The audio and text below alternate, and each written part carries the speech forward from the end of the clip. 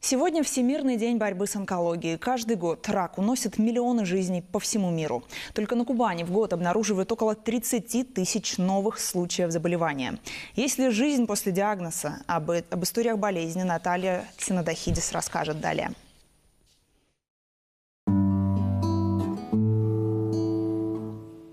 Никита не учился играть на гитаре. Так вышло само. После болезни ему захотелось остаться наедине с собственной мелодией жизни. В этих аккордах местами боль, но больше надежда, что в борьбе с онкологией он победит. Скажем, может такое случиться не только со мной. Это совершенно случайный момент, если можно так назвать. Я не виню никого за это, ни жизнь, ни себя.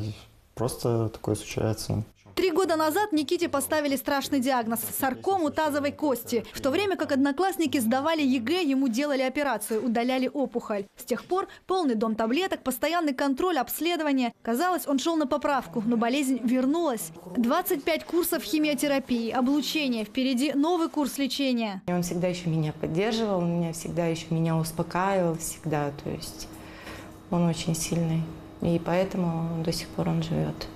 Практически в это же время профессиональная спортсменка Мария Киреева столкнулась с такой же болезнью. В борьбе за жизнь ей ампутировали ногу. Здесь, на этих кадрах, спустя 3 месяца. Она учится ходить. Новая бионическая нога, новые испытания. Она нашла в себе силы принять себя другую.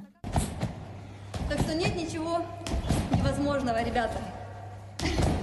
К сожалению, на ранней стадии рак себя никак не проявляет. Болезнь вообще может не давать о себе знать. Поэтому полагаться только на самочувствие нельзя. Врачи уверяют, залог успешного лечения – только своевременная диагностика. Здесь, в операционной, день борьбы с онкологией каждый день. В этой непростой схватке бывает по-разному. Слишком коварная эта болезнь. Прямо сейчас врачи спасают жизнь мужчине, но для нашей съемочной группы нашли минутку, чтобы пообщаться. Вот мы оперируем это.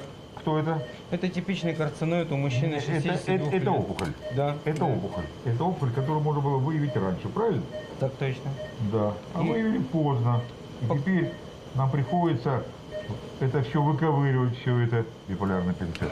Сейчас Никита готовится к очередной терапии и терпеливо ждет. И в этом ожидании главная поддержка родных и вера в себя. Встреча с Машей, пожалуй, для него как глоток свежего воздуха. Наглядное пособие, что рак не приговор. Я очень рад, что у вас сейчас все хорошо.